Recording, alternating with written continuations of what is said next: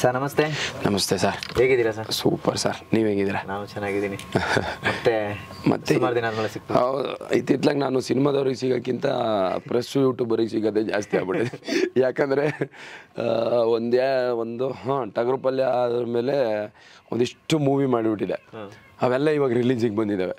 ಈ ತಿಂಗಳಿಗೆ ಒಂದು ಸಿನಿಮಾ ರಿಲೀಸ್ ಇರ್ತವೆ. ಹಂಗಾಗಿ ತಿಂಗಳಿಗೆ ಒಂದು ಸಿನಿಮಾ ಅಂದರೆ ಒಂದು 150-200 ಚಾನಲ್ಲು ಮೀಟ್ ಮಾಡೋದಾಗಿದೆ. ಹಾಗಾಗಿ ಹೇಗೆ ಅನ್ಸುತ್ತೆ ಅಷ್ಟೊಂದು ಚಾನಲ್ಗಳಿಗೆ ಇಂಟರ್ವ್ಯೂ ಕೊಡೋದು? ಖುಷಿ ಅನ್ಸುತ್ತಾ? ಹೇಗೆ? ಹೌದು, ಯಾಕಂದ್ರೆ ನಮ್ಮ ಬಗ್ಗೆ ಕೇಳೋರೇ ಇರಲಿಲ್ಲ ಒಂದು ಟೈಮಲ್ಲಿ. ಇವಾಗ ನಮ್ಗೆ ಹೇಳೋಕ್ಕೂ ಪುರ್ಸೋತಿಲ್ಲ, ಹಂಗಾಗ್ಬಿಟ್ಟಿದೆ. ಆಗಬೇಕು ಎಲ್ಲರೂ ಲೈಫಲ್ಲೂ ಒಂದು ಆ ಥರ ಬದಲಾವಣೆ ಆಗಬೇಕು.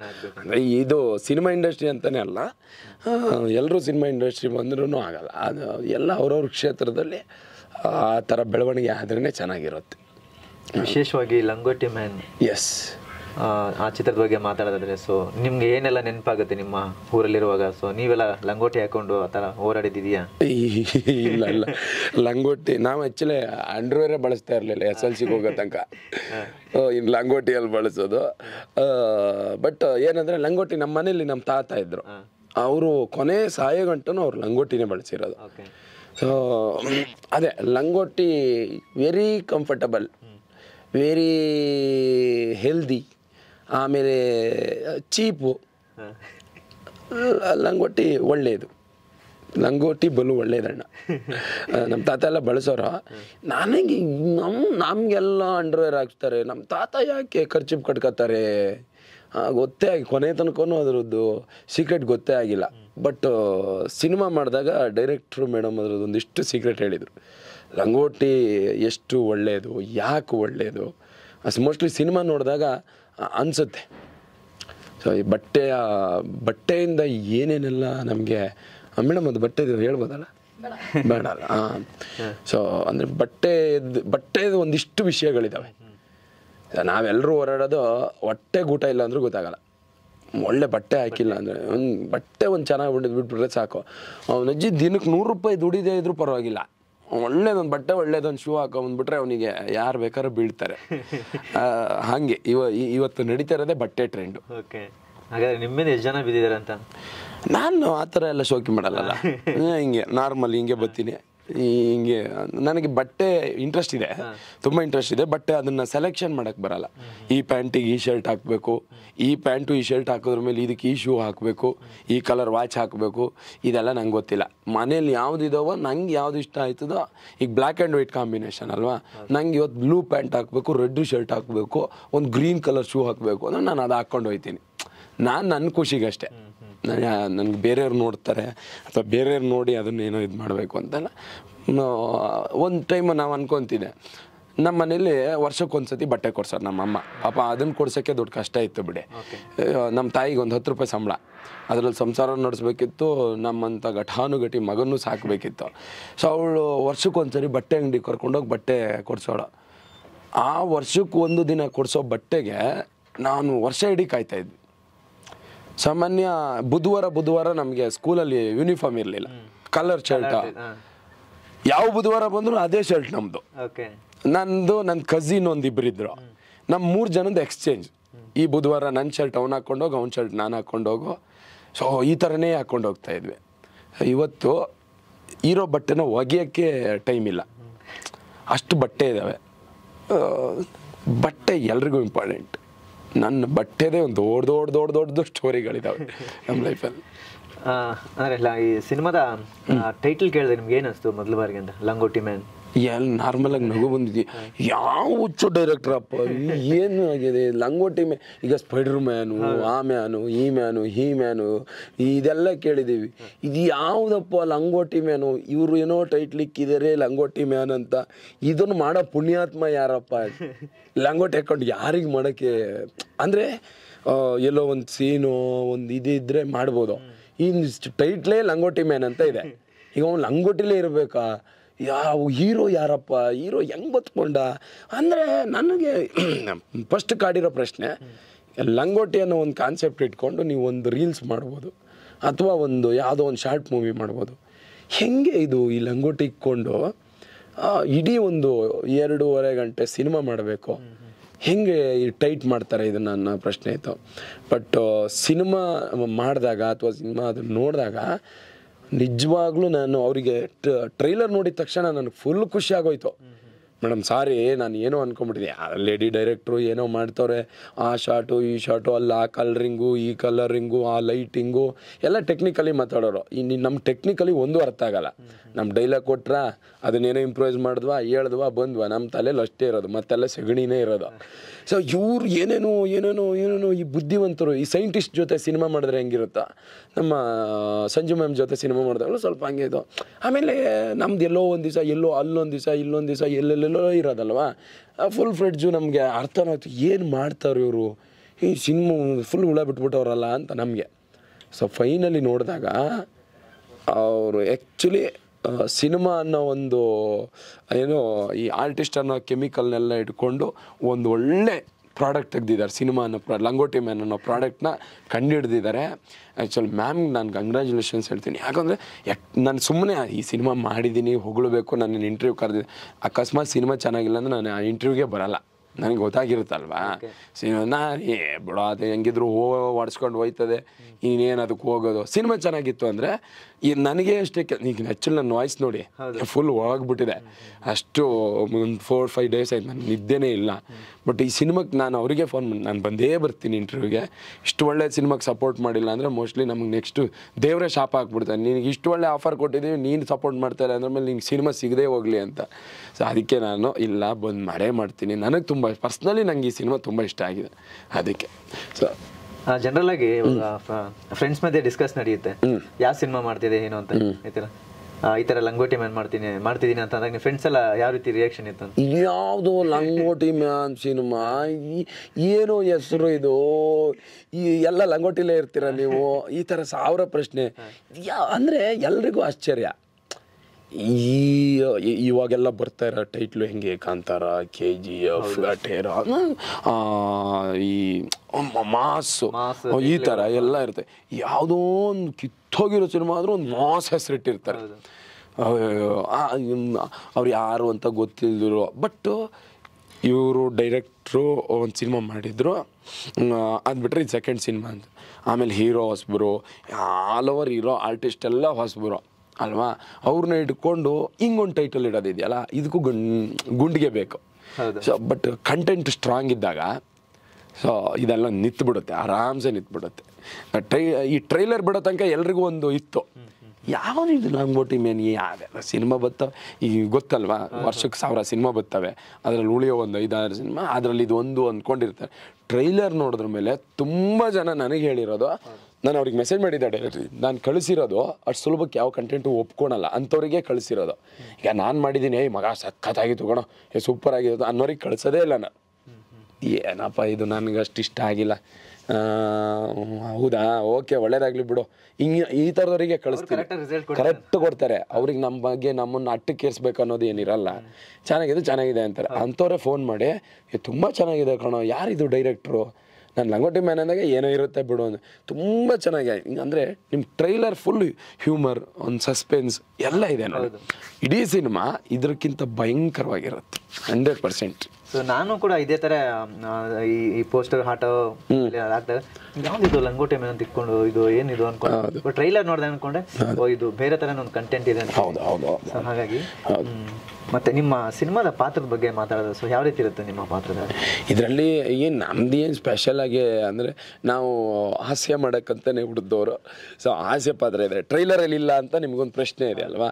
ನಾನೇ ಮೇಡಮಿಗೆ ಹೇಳಿದ್ದೆ, ಮೇಡಮ್ ನಾನು ಟ್ರೈಲರಲ್ಲಿ ಹಾಕ್ಬೇಡಿ, ಯಾಕಂದರೆ ಸಿನಿಮಾದಲ್ಲೇ ಇರೋದೇ ಒಂದಿಷ್ಟು ಪಂಚ್ಗಳಿರ್ತವೆ, ನಾವು ಟ್ರೈಲರಲ್ಲೇ ತುಂಬಿಸ್ಬಿಟ್ರೆ ಥಿಯೇಟ್ರಿಗೆ ಬಂದಾಗ ಆಲ್ರೆಡಿ ನೋಡಿರ್ತಾರೆ. ನಾನು ಥಿಯೇಟ್ರಲ್ಲಿ ಕೂತಾಗ ನಾನು ಮಾಡಿರೋ ಪಂಚನ್ನ, ನಾನು ಮಾಡಿರೋ ಕಾಮಿಡಿನ ಥಿಯೇಟ್ರಲ್ಲೆಲ್ಲ ಒಟ್ಟಿಗೆ ಗೊಳ್ಳ ನಗ್ತಾರಲ್ಲ. ಈಗ ಟ್ರೈಲರ್ನಲ್ಲಿ ನೋಡಿ ನೀವು ಒಬ್ಬರೇ ನಗ್ತಾ ಇರ್ತೀರ, ಇಲ್ಲೊಬ್ರು ಇಲ್ಲೆಲ್ಲ ನಗ್ತಾ ಇರ್ತಾರೆ. ಸೊ ನನಗೆ ಏನು ಆಸೆ ಅಂದರೆ ಥಿಯೇಟ್ರಲ್ಲಿ ನೋಡಬೇಕು, ಥಿಯೇಟ್ರಲ್ಲಿ ನೋಡಿ ಅಲ್ಲಿ ನಗಬೇಕು, ಆವಾಗ ನಮ್ಗೊಂದು ಖುಷಿ. ಸೊ ನೀವು ಟ್ರೈಲರಲ್ಲೇ ನಮ್ಮನ್ನೆಲ್ಲ ತೋರಿಸ್ಬಿಟ್ರೆ ನನಗೆ ನೀವು ಪ್ಲೀಸ್ ಹಾಕ್ಬೇಡಿ ಅಂತ ನಾನೇ ಅವರಿಗೆ ಆಯಿತು. ಆಮೇಲೆ ಆ ಟ್ರೈಲರ್ ಕಟ್ಟಿಂಗಲ್ಲೂ ಅದ್ರ ಅವಶ್ಯಕತೆ ಏನು ಇರಲಿಲ್ಲ. ನಾವೊಂದು ಟ್ರೈಲರ್ ಕಟ್ಟಲ್ಲಿ ಒಂದು ಕತೆ ಹೇಳ್ತೀವಲ್ಲ, ಆವಾಗ ಅದ್ರದ್ದೇನು ಅವಶ್ಯಕತೆ ಇರಲಿಲ್ಲ, ನೀಟಾಗಿ ಹೋಗಿದೆ. ನಾವೇ ಹೇಳಿರೋದು ಅಷ್ಟೇ. ತುಂಬ ಒಂದು ಒಳ್ಳೆ ಪಾತ್ರ, ಅದ್ಭುತವಾದ ಪಾತ್ರ, ತುಂಬ ಚೆನ್ನಾಗಿದೆ, ನನಗೆ ತುಂಬ ಇಷ್ಟ ಆಗಿದೆ. ಸೊ ಸಿನಿಮಾ ನೋಡಿ ಬಂದ್ರ ಮೇಲೆ ನೀವು ಹೇಳ್ತೀರಾ ನಾನು. ಓಕೆ, ಅಂದರೆ ಒಂದು ಓವರಾಲ್ ಒಂದು ತಂಡದ ಬಗ್ಗೆ ಹೇಳಿದ್ರೆ ಸೊ ಹೇಗಿತ್ತು ಸರ್ ಅನುಭವ, ಎಕ್ಸ್ಪೀರಿಯನ್ಸು? ಸೊ ಈ ತಂಡಕ್ಕೆ ಫಸ್ಟು ಹೊಟ್ಟೆ ತುಂಬಿರಲಿಲ್ಲ, ಫಸ್ಟ್ ಆಫ್ ಆಲ್ ಹೊಟ್ಟೆ ತುಂಬಿಲ್ಲ, ಹಸಿವಿತ್ತು, ದುಡಿಬೇಕು, ಗೆಲ್ಲಬೇಕು, ಒಂದು ಹಠ ಇರುತ್ತೆ. ಸೊ ಆ ಹಠ ಇದ್ದವ್ರು ಯಾರು ಕೆಲಸ ಮಾಡಿದ್ರು ಅದು ಸಕ್ಸಸ್ ಆಗೇ ಆಗುತ್ತೆ. ಇಲ್ಲಿ ಶೋಕಿಗೆ ಏನೋ ಮಾಡಿದ್ರೆ ಅದಲ್ಲ, ಆಗಲ್ಲ. ಅದು ಜಸ್ಟ್ ಅದು ಶೋಕಿ ಎಲ್ಲ 2 ದಿನ ಹೋಗ್ಬಿಡುತ್ತೆ, ಎಷ್ಟೋ ಸಿನಿಮಾ ರಿಲೀಸೇ ಆಗಲ್ಲ. ಇದು ತುಂಬ ಅಂದರೆ ತುಂಬ. ಮೇಡಮ್ ಮಲಗ್ತಾ ಇರಲಿಲ್ಲ, ಮೇಡಮ್ ಯಜಮಾನ್ರು ಅವರಂತೂ ಅವ್ರ ಬಗ್ಗೆ ಮಾತಾಡಲೇಬೇಕು. ಅವ್ರಿಗೆ ಎಷ್ಟು ಸಪೋರ್ಟಿವ್ ಆಗಿ ಮೇಡಮ್ ಹಿಂಗೆ ನಿಂತಿದ್ರು ಅಂದರೆ, ಅವ್ರು ಡ್ಯೂಟಿ ಮುಗಿಸಿ ಮತ್ತೆ ಇಲ್ಲಿ ಬಂದು ಇಲ್ಲಿ ರಾತ್ರಿ ಎಲ್ಲ ಶೂಟಿಂಗ್ ಮಾಡ್ತಾಯಿದ್ವಿ. ಮೇಡಮ್ಮು ಅಷ್ಟೇ, ಅವ್ರ ಡ್ಯೂಟಿನ ಮುಗಿಸ್ಲೇಬೇಕಿತ್ತು. ಅವ್ರು ಆ ಕೆಲಸ ಮಾಡಿ ಆ ಕೆಲಸ ಬಂದು ಇಲ್ಲಿ ಶೂಟಿಂಗ್ ಮಾಡಿ ಎಷ್ಟು ಕಷ್ಟಪಡ್ತಾಯಿದ್ರು ಅಂದರೆ ಗಂಡ ಹೆಂಡ್ತಿ. ನನಗೆ ಯಾಕೆ ಇಷ್ಟು ಒದ್ದಾಡ್ತಾರೆ ಅನ್ನೋ ಥರ ತುಂಬ ಹಸಿವಿಂದ ಕೆಲಸ ಮಾಡಿದ್ದಾರೆ. ಇಡೀ ಟೀಮ್, ಟೆಕ್ನಿಕಲ್ ಕ್ಯಾಮ್ರಾಮನ್ ಆಗಲಿ ಅಥವಾ ಆ ಲೈಟಿಂಗು, ಆಮೇಲೆ ಆ ಅಸಿಸ್ಟೆಂಟ್ ಡೈರೆಕ್ಟ್ರುಗಳು, ಅಸೋಸಿಯೇಟ್ ಡೈರೆಕ್ಟ್ರುಗಳು, ಟೋಟಲ್ ಎಲ್ಲ ಟೀಮು ಅವರಿಗೆ ಕತೆ ಮೇಲೆ ಸಂಪೂರ್ಣ ನಂಬಿಕೆ ಬಂದುಬಿಟ್ಟಿತ್ತು. ಈ ಸಿನಿಮಾನ ನಾವು ತುಂಬ ಚೆನ್ನಾಗಿ ಬರೆದಿದ್ದೀವಿ, ಇನ್ನು ಉಳಿದಿರೋದು ತೋರಿಸೋದು. ಇದನ್ನು ನೀಟಾಗಿ ತೋರಿಸಿಲ್ಲ ಅಂದರೆ ನಾವು ಎಷ್ಟು ಚೆನ್ನಾಗಿ ಬರೆದ್ರೂ ಪ್ರಯೋಜನ ಇಲ್ಲ. ಬರವಣಿಗೆ ನೀವು 100% ಚೆನ್ನಾಗಿರುತ್ತೆ. ಯಾಕೆ ಎಲ್ಲ ಸಿನಿಮಾಗ ಬರವಣಿಗೆನೂ ಚೆನ್ನಾಗೇ ಇರೋದು. ಬರವಣಿಗೆ ಚೆನ್ನಾಗಿಲ್ಲ ಅಂದರೆ ಯಾರೋ ಬಂದು ಸುಮ್ಮನೆ ದುಡ್ಡು ಹಾಕಲ್ಲ. ಎಲ್ಲಿ ಎಡಗ್ತಾರೆ ಅಂದರೆ ಶೂಟ್ ಮಾಡೋದ್ರಲ್ಲಿ ಎಡಗ್ತಾರೆ. ಸೊ ಇವರಿಗೆ ಗೊತ್ತಿತ್ತದು ಆ ಟ್ರಿಕ್ಸು. ನಾವು 100% ಚೆನ್ನಾಗಿ ಬರೆದಿದ್ದೀವಿ, ಇನ್ನು 1000% ಶೂಟ್ ಚೆನ್ನಾಗಿ ಮಾಡಬೇಕು ಅನ್ನೋ ಐಡಿಯಾದ ಮೇಲೇ ಯಾವ ಗಡಿ ಬಿಡಿ ದಿನಕ್ಕೆ 10 ಸೀನ್ ಮಾಡಿ ಬಿಸಾಕ್ಬಿಡೋಣ, ಇವತ್ತು 10 ಸೀನ್ ಮಾಡಿ ಬಿಸಾಕ್ಬಿಡ್ತೀನಿ. ಇಲ್ಲ, ದಿನ ಒಂದೇ ಸೀನ್ ಮಾಡೋರು, ಒಂದೇ ಸೀನ್. ಅದಕ್ಕೆಲ್ಲ ನಾನು ರಾತ್ರಿ 7 ಗಂಟೆ ನೈಟ್ ಶೂಟೆಲ್ಲ ಇರೋವಲ್ಲ, ಸರ್ 6 ಗಂಟೆ ಕಾಲ್ ಶೀಟು ಅನ್ನೋರು. ಸರಿ 6 ಗಂಟೆ ಅಂದರೆ ನಾವು ಒಂದು 6 ಗಂಟೆಗೆ ಹೋದರೆ 10 ಗಂಟೆ ತನಕ ಶಾರ್ಟೇ ಆಗ್ತಿರ್ಲಿಲ್ಲ. ಎಲ್ಲರೂ ನಾವು ಆರ್ಟಿಸ್ಟೆಲ್ಲ ಸುಮ್ಮನೆ ಕುತ್ಕೊಂಡು ಮಾತಾಡ್ತಿದ್ವಿ. ಯಾರು ಏನು ಗುರು 6 ಗಂಟೆ ಅಂದ್ರೆ 10 ಗಂಟೆ ಆದರೂ ಶಾರ್ಟ್ ಇಕ್ಕಿಲ್ಲ.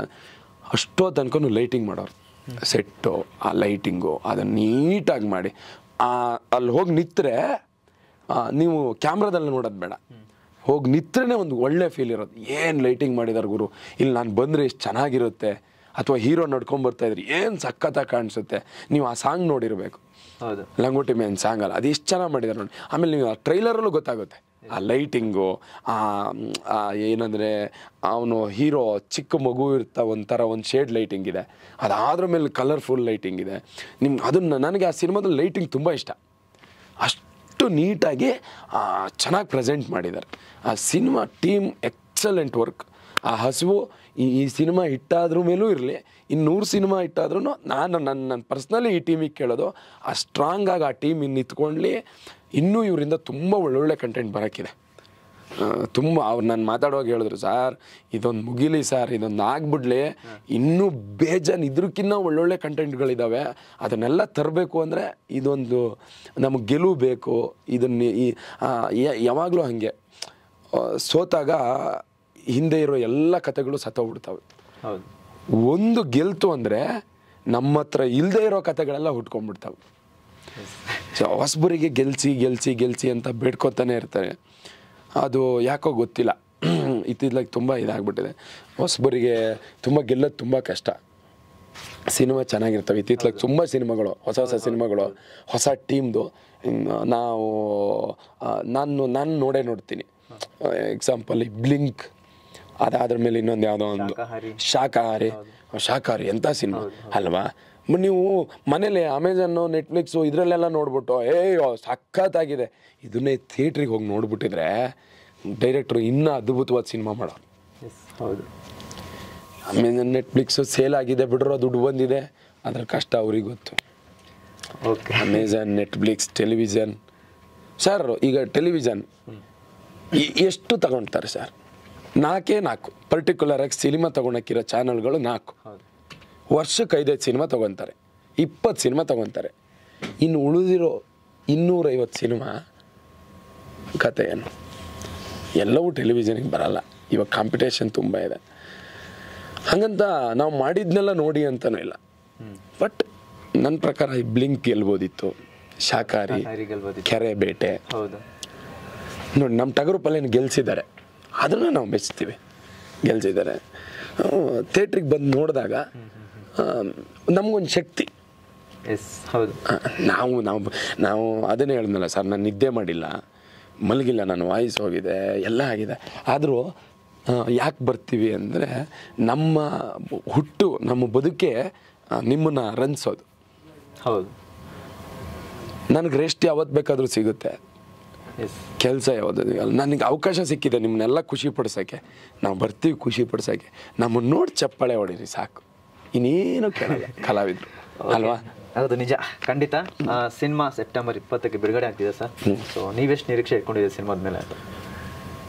ಈ ಸಿನಿಮಾದ ಮೇಲೆ ಇತ್ತೀಚೆಗೆ ಬಂದ ನನ್ನೆಲ್ಲ ಸಿನಿಮಾಗಳಿಗಿಂತನೂ ಹೆಚ್ಚು ನಿರೀಕ್ಷೆ ಇಟ್ಕೊಂಡಿರೋ ಸಿನಿಮಾನೇ ಲಂಗೋಟಿ ಮ್ಯಾನ್ ಸಿನಿಮಾ. ಯಾಕೆ ಏನು ಆ ಸಿನಿಮಾದಲ್ಲಿ ಅದು ನಿಮ್ಗೆ ಗೊತ್ತಾಗುತ್ತೆ. ನನಗೆ ತುಂಬ ನಿರೀಕ್ಷೆ ಇದೆ ಸಿನಿಮಾದ ಮೇಲೆ. ನನ್ನ ಪಾತ್ರ ಬೇರೆ, ನಾನು ತುಂಬ ದೊಡ್ಡ ಪಾತ್ರ ಮಾಡಿರಬೇಕು, ನಾನು ಹೀರೋ ಮಾಡಿರಬೇಕು ಅಂತ ಅಲ್ಲ. ಸಿನಿಮಾ ಚೆನ್ನಾಗಿದ್ದಾಗ ಆ ಸಿನಿಮಾ ಗೆಲ್ಲಿ. ನನ್ನ ಪಾತ್ರದ ಬಗ್ಗೆ ನಾನು ಏನು ಹೇಳು, ತುಂಬ ಚೆನ್ನಾಗಿದೆ ನನ್ನ ಪಾತ್ರ. ಬಟ್ ಸಿನಿಮಾನೇ ಎಕ್ಸ್ಟ್ರಾಡಿನರಿ ಇರಬೇಕಾದ್ರೆ ಬರೀ ನನ್ನ ಪಾತ್ರ ಇಟ್ಕೊಂಡು ಏನು ಮಾಡೋಣ? ನಿಮ್ಗೆ ಅಲ್ಲಿ ನೋಡಿ ಟ್ರೈಲರಲ್ಲಿ ನಿಮ್ಗೆ ಯಾರೋ ತುಂಬ ದೊಡ್ಡ ದೊಡ್ಡ ವ್ಯಕ್ತಿಗಳು ಯಾರೂ ಮಾತಾಡಲ್ಲ, ಸಣ್ಣ ಪುಟ್ಟ ಕಲಾವಿದರೆ, ಬಟ್ ಎಷ್ಟು ಚೆಂದ ಮಾಡಿದ್ದಾರೆ ಅಲ್ವಾ? ಯಾವ್ದು ಆ ಹುಡುಗರಾಗಲಿ, ಆ ಚಿಕ್ಕ ಚಿಕ್ಕ ಮಕ್ಕಳಾಗಲಿ, ನಮ್ಮ ಹೀರೋ ತಂದೆ ಕ್ಯಾರೆಕ್ಟರ್ ಸರ್, ನಾವೆಲ್ಲರೂ ಕಿರುತಾರೆ, ಚಿಕ್ಕ ನಾಟಕಗಳು ಇದನ್ನು ಮಾಡ್ಕೊಂಡಿರೋವಂಥ ಹೊಸ ಹೊಸ ಕಲಾವಿದರನ್ನ ಹಾಕೊಂಡು ಬಟ್ ಎಕ್ಸ್ಟ್ರಾಡಿನರಿ ಮಾಡಿದ್ದಾರೆ. ಯಾಕಂದರೆ ಎಲ್ರಿಗೂ ಹಸುವಿತ್ತು ಅಲ್ಲಿ. ಹಸುವಿರೋ ಕಲಾವಿದರು ಮಾಡಿರುವ ಸಿನಿಮಾವೇ ಲಂಗೋಟಿ ಮ್ಯಾನ್. ನೋಡಿ, ಈ ಸಿನಿಮಾ ಗೆಲ್ಲಿಸಿ ಲಂಗೋಟಿಯಿಂದ ಒಂದು ಅಂಡರ್ವೇರಿಗೆ ಬರೋಂಗೆ ಮಾಡಬೇಕು. Okay sir, thank you so much. ನಾನು ಜನರ ಹತ್ರ ಕೇಳ್ಕೊಳ್ಳೋದು, ಪ್ರತಿ ಸಿನಿಮಾದಲ್ಲೂ ಪ್ರತಿ ಇದರಲ್ಲೂ ಕೇಳ್ಕೊಳ್ಳೋದು ನಾನಿಷ್ಟೇ, ನಮ್ಮ ಒಂದು ಹೊತ್ತಿನ ಅನ್ನ ನಿಮ್ಮ ಕೈಯಲ್ಲಿದೆ. ಥಿಯೇಟ್ರಿಗೆ ಬಂದ್ಬಿಟ್ಟು ಒಂದು ಮುಷ್ಟಿ ಅಕ್ಕಿ ಹಾಕ್ಬಿಟ್ಟು ನಮ್ಮ ಸಿನಿಮಾನ ಗೆಲ್ಸ್ಕೊಡಿ. Thank you so much. ಮರಿಬೇಡಿ, 20ನೇ ತಾರೀಕು ಲಂಗೋಟಿ ಮ್ಯಾನ್ ಬರ್ತಾ ಇದ್ದಾನೆ. ಹಾಗಂತ ನೀವೆಲ್ಲ ಲಂಗೋಟಿ ಹಾಕಿ ಬನ್ನಿ ಅಂತ ನಾನು ಹೇಳಲ್ಲ. ಆ ಲಂಗೋಟಿ ಮ್ಯಾನ್ನ ಗೆಲ್ಸೋದು ಒಂದು ಹೆಣ್ಣು ಒಂದು ಶಕ್ತಿ. ಅವಳು ಮನಸ್ಸು ಮಾಡಿದ್ರೆ ಏನು ಬೇಕಾದರೂ ಮಾಡ್ಬೋದು. ಇವತ್ತಿನ ಜಗತ್ತಲ್ಲಿ ಎಷ್ಟೋ ಜನ ಗಂಡು ಡೈರೆಕ್ಟರ್ಗಳಿದ್ದಾರೆ, ಅದ್ರ ಮಧ್ಯ ಒಂದು ಹೆಣ್ಣು ಬಂದು ಸಿನಿಮಾ ಮಾಡೋದು, ಇಲ್ಲಿ ಎಲ್ಲರನ್ನೂ ಫೇಸ್ ಮಾಡಬೇಕು. ಒಂದು ಗಂಡು ಏನು ಬೇಕಾದ್ರೂ ಫೇಸ್ ಮಾಡ್ತಾನೆ, ಆದರೆ ಒಂದು ಹೆಣ್ಣು ಟೋಟಲಿ ಸಮಾಜನ ಫೇಸ್ ಮಾಡ್ಕೊಂಡು ಈ ಸಮಾಜದ ಮಧ್ಯ ಶೂಟಿಂಗ್ ಮಾಡೋದಿದೆಯಲ್ಲ, ಅಷ್ಟು ಸುಲಭದ ಮಾತೇ ಅಲ್ಲ ಸರ್. ನನ್ನ ಕೈಯಲ್ಲೇ ಆಗಲ್ಲ. ನಾವು ಗಂಡಸರಾಗ್ತೀವಲ್ಲ, ನಮ್ಮ ಕೈಯಲ್ಲೇ ಆಗಲ್ಲ ಸರ್. ಅಲ್ಲಿ ಯಾರೋ ಪೊಲೀಸ್ ಬರ್ತಾರೆ, ಅಲ್ಲಿ ಪರ್ಮಿಷನ್ ಬೇಕು, ಇಲ್ಲಿ ಯಾರೋ ಪರ್ಮಿಷನ್ ಕೊಡಲ್ಲ, ಅದು ಜನ ಮುದುಕೆ ಆಗ್ತಾ ಇರ್ತಾರೆ. ಆ ಶಾಟ್ ತೆಗಿಬೇಕಾದ್ರೆ ಶೂಟಿಂಗ್ ಅಂದಾಗ ಗೊತ್ತು. ಅವನ್ನೆಲ್ಲ ನಿಭಾಯಿಸೋಕ್ಕೆ ಒಂದು ಹೆಣ್ಣೊಳಗೆ ಇನ್ನೊಂದು ದೈವಿಕ ಶಕ್ತಿ ಇರಬೇಕು. ಆ ಶಕ್ತಿ ಮೇಡಮ್ ಹತ್ರ ಇತ್ತು ಅನಿಸುತ್ತೆ. ಸೊ ಆ ತಾಯಿನ ಗೆಲ್ಲಿಸಿ, ಒಂದು ಹೆಣ್ಣನ್ನು ಗೆಲ್ಲಿಸಿದ್ರೆ ಒಂದು ತಾಯಿ ಗೆದ್ದಂಗೆ. ಒಂದು ಒಳ್ಳೆ ಕಂಟೆಂಟ್ ಸಿನಿಮಾ ಮಾಡಿದ್ದಾರೆ, ಗೆಲ್ಲಿಸಿ. Thank you so much. Thank you sir.